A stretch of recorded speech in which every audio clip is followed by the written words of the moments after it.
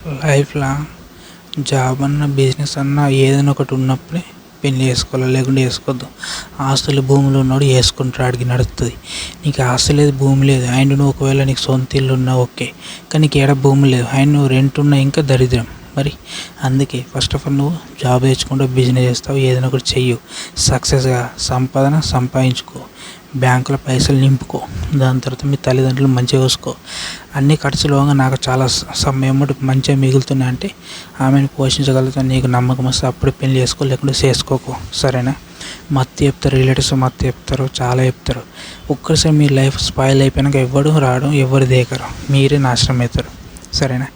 So తల్లిదండ్రులు చెప్తారు పెళ్లి చేసుకోని, కానీ నువ్వు ఆమెను పోషించే సత్తా నీ దగ్గర లేనప్పుడు డివోర్స్ అవుతుంది, ఎట్లయినా విడిపోతారు. విడిపోయినప్పుడు తల్లిదండ్రులు బాధపడతారు, నువ్వు డిప్రెషన్లోకి వెళ్తావు. అందుకే నేను అనేది సంపాదన సంపాదించినాక జాబ్ వేస్తావు, బిజినెస్ చేస్తావు, ఏదైనా కూడా సంపాదించిన తర్వాత సక్సెస్ అయిన తర్వాతనే అప్పుడే పెళ్లి చేసుకో, లేకుండా చేసుకోకు. ఓకే?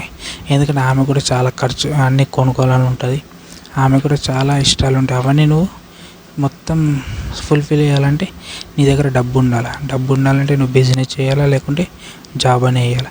ఈ రెండిట్లో ఏదైనా ఒకటి ఉండాలా, లేకుంటే నువ్వు ఏం చేయలేవు. నేను అనేది అది. సో ఏదైనా ఒకటి ఉంటే చేసుకో, ఏది లేకపోతే చేసుకోకు, అదే నీకు మంచిది.